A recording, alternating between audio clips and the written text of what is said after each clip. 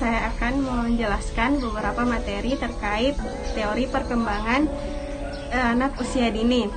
Yang pertama, teori psikoanalisis.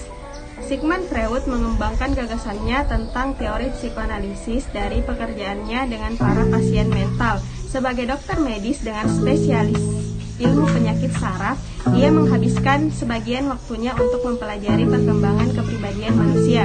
Freud mengembangkan psikoanalisisnya dengan menggunakan metode psikopatologi melalui dialog antara pasien dan psikoanalisis. Freud berpendapat kepribadian manusia memiliki 3 struktur, yaitu yang pertama ide, yang kedua ego, dan superego. Menurut Freud, tahap perkembangan manusia dibagi menjadi 5 tahap. Tahap yang pertama yaitu tahap oral.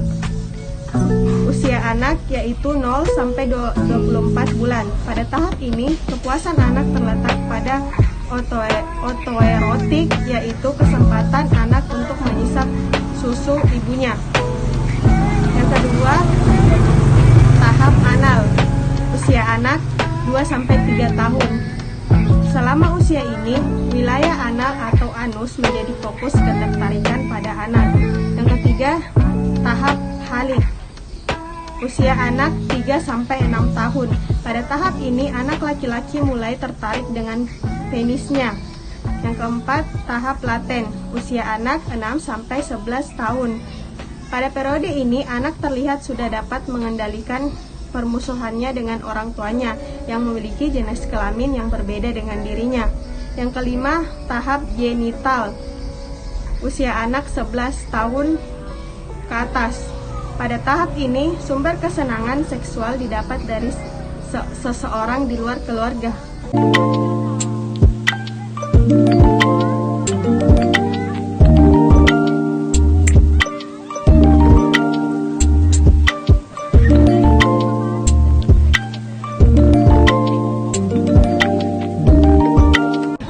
Teori yang kedua yaitu teori psikososial. Di dalam teori perkembangan psikososial, Erikson berpendapat bahwa perkembangan sosial berkaitan dengan modalitas sosial. Modalitas sosial diperoleh dari pengalaman anak berhubungan dengan orang lain. Tahap perkembangan psikososial dibagi menjadi 8 tahap. Yang pertama, percaya. Yang kedua, kemandirian. Yang ketiga, inisiatif. Yang keempat, kerja keras. Yang kelima, identitas. Yang keenam, keintiman. Yang ketujuh, generativitas. Yang kedelapan, integritas.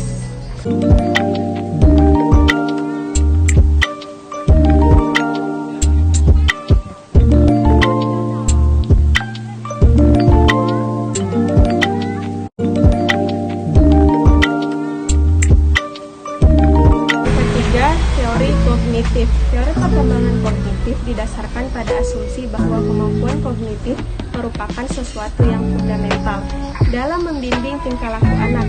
Teori perkembangan kognitif merupakan komprehensif tentang sifat dan perkembangan kecerdasan manusia. Teori ini pertama kali dikembangkan pada ahli psikologi perkembangan dari Swiss bernama Jean Piaget.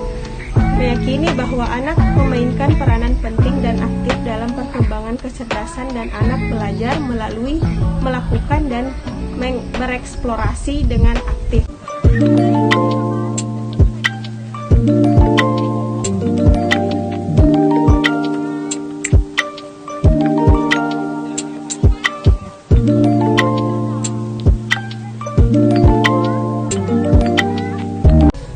Teori keempat yaitu teori perilaku dan sosial kognitif.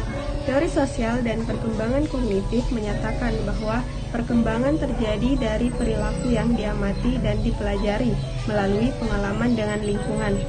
Pavlov berpendapat perkembangan anak sepenuhnya berkembang melalui proses latihan pengkondisian klasik. Ditemukan Pavlov menggambarkan bagaimana cara mensimulasi perkembangan. Teori kognitif sosial adalah teori yang menonjolkan gagasan bahwa sebagian besar pembelajaran manusia terjadi dalam sebuah lingkungan sosial. Dengan mengamati orang lain, manusia memperoleh pengetahuan, aturan-aturan, keterampilan-keterampilan, strategi-strategi, keyakinan-keyakinan, dan sikap-sikap. Teori belajar sosial memandang perilaku moral diperoleh dengan cara yang sama dengan respons-respons lainnya melalui modeling dan penguatan.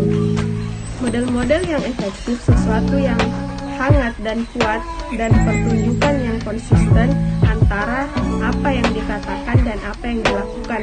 Lewat pembelajaran modeling, anak-anak usia dini terjadi internalisasi berbagai perilaku prososial dan aturan-aturan lainnya untuk tindakan yang baik.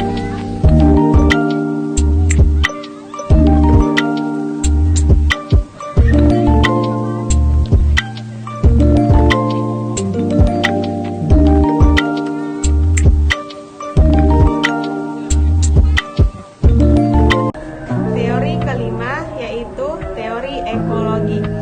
Ekologi berarti lingkungan.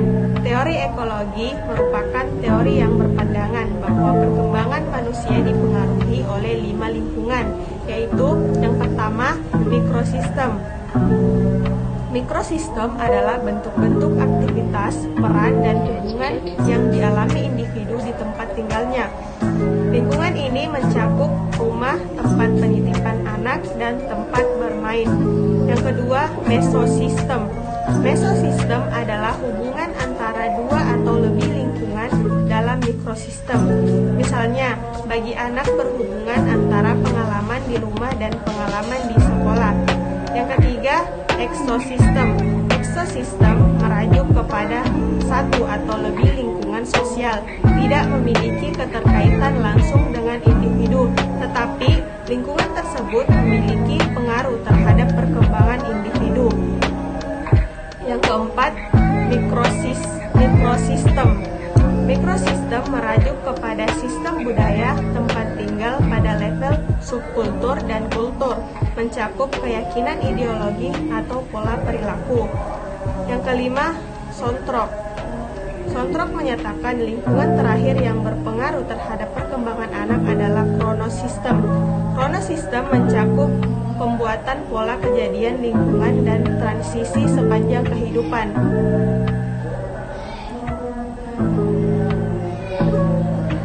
Teori ekologi berpengaruh terhadap pelaksanaan pendidikan anak usia dini, antara lain dalam merancang lingkungan pendidikan anak. Orang tua disarankan untuk menjaga keharmonisan lingkungan keluarga. Teori ekologi berpengaruh terhadap pelaksanaan pendidikan anak usia dini, antara lain dalam merancang lingkungan pendidikan anak. Orang tua disarankan untuk menjaga keharmonisan lingkungan keluarga, menemukan lingkungan sekolah yang baik untuk anak, serta memperhatikan teman bermain. Sebab lingkungan ini sangat berpengaruh terhadap perkembangan anak.